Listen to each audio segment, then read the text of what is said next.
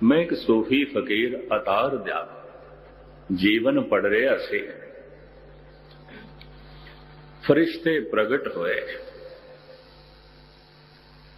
ते कहन लगे, फकीरा तू कुछ मंग ले।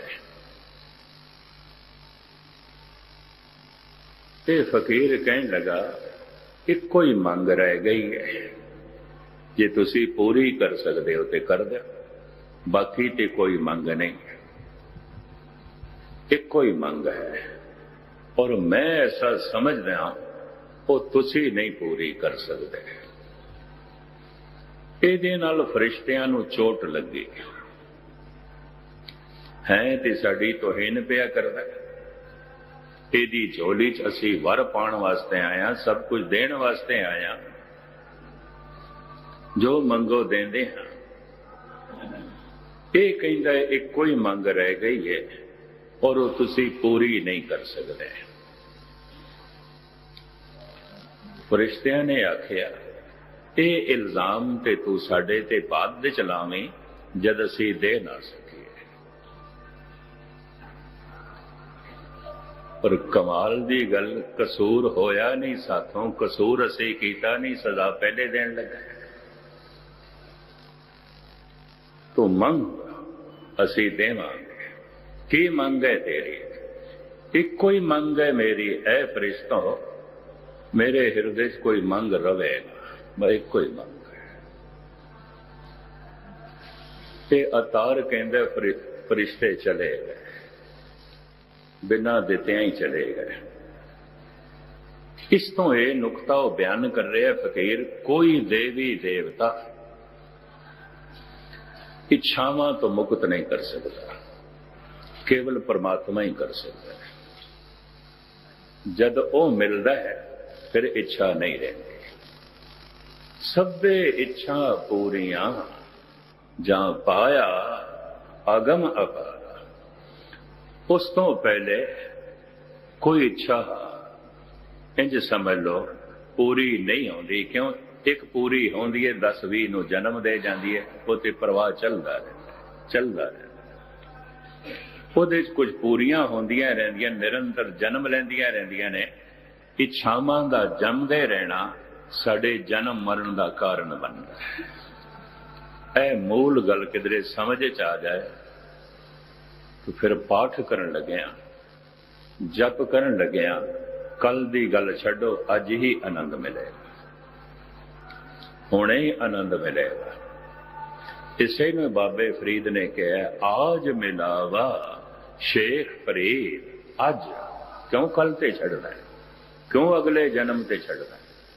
आज मिलावा शेख फरीद, टाकम कूंजणिया मनो मचिंदणिया। ये मन नूं मछराण वालियां इच्छावां, वासनावां, कामनावां रोक परे सुट। ये अगर प्रवाह चलता रहा तो जन्म मरण का प्रवाह चलता रहा। ये प्रवाह चलता रहा तो दुखों का प्रवाह भी नाल चलता रहेगा। तो पता है दरिया की होंदा है, प्रवाह होंदा है, पानी अगे गया फिर पीछे होर पानी। इस वास्ते एक महान दार्शनिक हैगा ते नास्तिक सी, नीतीश। वो कहंदा है एक नदी विच 2 दफा उस नदी नूं पार नहीं किया जा सकता। क्यों? जब दोबारा मैं उतों पार होवांगा, पता नहीं कितना पानी बह गया। ये वो नदी थोड़ी है। जिस वक्त मैं पहले पार किया सी, कुछ होर पानी सी, कितना प्रवाह बह गए ते होर पानी है। ते वो नदी नहीं है। भावें नदी का नाम ही वही है कि लोग समझते पे ने वही नदी है, तो पता नहीं कितना प्रवाह लंघ गया। चलदे होया, नदी नूं पार करदे होया भी आखिरली किनारे तक एक नदी नहीं आती। इंज कह लो सैकड़े नदियां लंघ गई, कितना प्रवाह लंघ गया, पानी का कितना प्रवाह लंघ गया। एक इच्छा पूरी हो गई, प्रवाह लंघ गया। एक नहीं पूरी हुई, बढ़े, तड़पे, निराश हो गए, लंघ गए।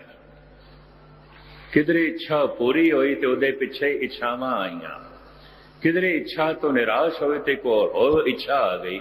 इस तरह इच्छावां दा प्रवाह चलदा रहिंदा है, चलदा रहिंदा है, चलदा रहिंदा है। जिन्हां ने भी कामनावां दा अध्ययन कीता है, इच्छावां दा अध्ययन कीता है, तमाम अवतारी पुरुष कहंदे ने ये दुख दा कारण है। उतना ही मनुख दुखी होवेगा जितना इच्छावां दे च ग्रस्त होवेगा। हुण धन गुरु नानक देव जी महाराज दा महान वाक, आसा विच अत दुख गणा, गणे दुख को एक बहुत बहुवचन है। आसा विच अत दुख गणा, मन मुख चित लाया। ये इच्छावां दा प्रवाह मनमुख दे अंदर होना है। जितने चिर तक गुरमुख नहीं बनता यह खेड बनेगी नहीं। मैं तो कई दफा हैरान हो जाना, समाजिक रोने, आर्थिक रोने, शरीरक रोने और इन्हां दे नाल जुड़ियां हुई कामनावां यही लैके लोग गुरु कोल आउंदे। इन्हां दा भांडा खाली नहीं आउंदा, उहदे च किधरे नाम दा रतन पै जाए। टाकम कूंजणियां, इन्हां कूंजां नूं कोई रोके, टाके, रोक देवे इच्छावां नूं कि अज ही मिलाप ले लवे। उस दे मिलाप नाल की होवेगा? सभे इच्छा पूरियां जां पाया अगम अपार। जिस दिन वो अगम मिलता है, सारी इच्छावां दी पूर्ति हो जाती है। वो ऐसा मिलता है, छोटियां छोटियां इच्छावां नूं मार देंदा है। वो परम आनंद, वो परम रस, वो महान सुख छोटियां छोटियां कामनावां नूं मार देंदा है, रहने ही नहीं देंदा। अज दा ये पावन पवित्र वाक, जो मांगे ठाकुर अपने ते सोई सोई देवे, ये भी मुकम्मल सच्चाई है। जो कुछ अज तक साडे कोल है, ये साडियां मंगां सन, मिले है। ते हुण जो कुछ मंगदे पए हां, ये भी मिले, ये भी मिले। ऐसा कुछ भी नहीं कि बिना मिले रह जाए। पर मंगां साडियां वड्डियां वड्डियां और मंगां निरंतर। तो जीवन छोटा है, जीवन छोटा है। रोज रोज मंगां पूरियां होंदियां जा रही, मंगां होर वधियां जा रही ने, जीवन छोटा होंदा जा रहा है, छोटा होंदा है। एक दिन जीवन का अंत हो गया, मंगां ते रह गई, हुण अगे पूरियां होंगियां, हुण अगले जन्म दे पूरियां होंगियां। मैं फिर दोहरा देवां, इच्छावां दा प्रवाह जन्म मरण दा प्रवाह बनदा। इच्छावां दा वेग जन्म ते मरण दे वेग नूं जन्म देणगे। जितने चिर तक इच्छावां चल रही ने, जन्म मरण चलता रहेगा। कि इच्छा वस होके भावें संसारिक कर्म करिए ते भावें धार्मिक कर्म करिए। फिर गुरबाणी ऐसा कहती है, चलो इच्छावां वस होके तो संसारिक कर्म कर रहे हैं, कर। हर अवतारी पुरुष ने इतनी छूट दी है अपने अनुभव के हिसाब से। पर जो तू धार्मिक कर्म करे, सेवा करत होए नह कामी, कोई कामना ना रखे। काहूं फल की इच्छा नहीं बाँचे। नीति शे नूं पढ़ के पता नहीं कितने इस तरह के विद्वान मैनू इंग्लैंड दे मिले, कहंदे कि ज्ञानी जी ठीक तुहाडी गल पकड़ च आ गई है। फल की कामना ही मनुख तो कर्म करांदी है, फल की इच्छा ही मनुख को कर्म करांदी है।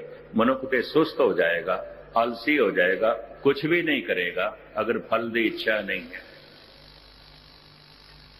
मैं फिर एक नुकता समझिया नहीं गया। इसे वास्ते कहते धर्म नूं समझना बड़ा विखम है, इतनी सौखी खेड नहीं है।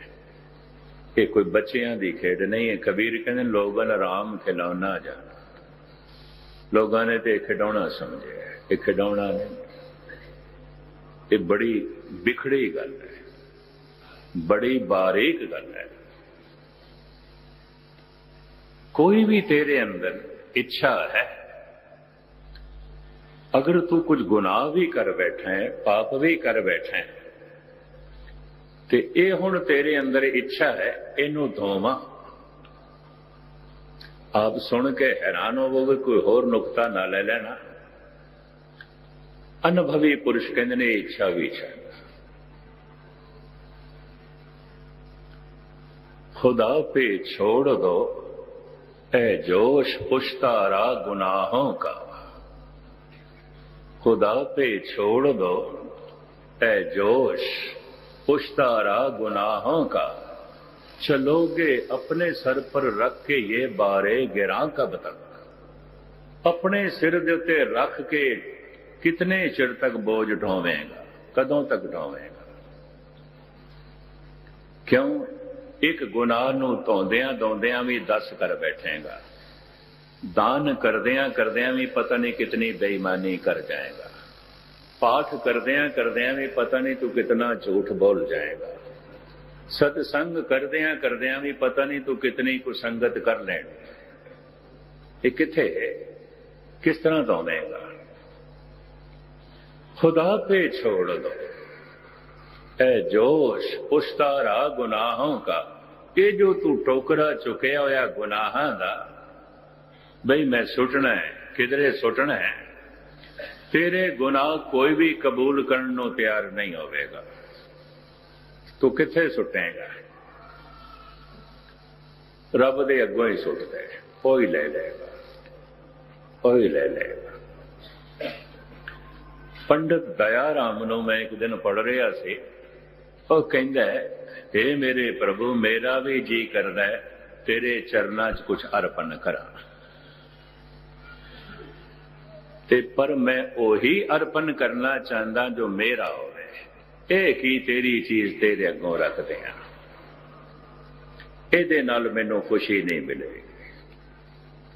मैनूं खुशी ते तां मिलेगी कोई मैं अपनी चीज तेरे अगों रखा।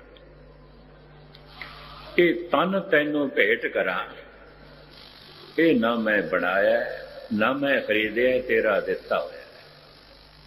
ये सब नैन नक्श, ये प्राणा दी हरकत, ये शरीर के अंदर चल रही सारी मशीनरी, ये तेरी करामात, तेरी दिती हुई है।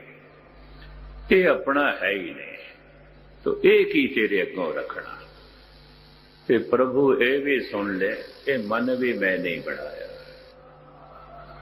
ये भी तेरा दिता होया है, एक ही तेरे अगों रखा।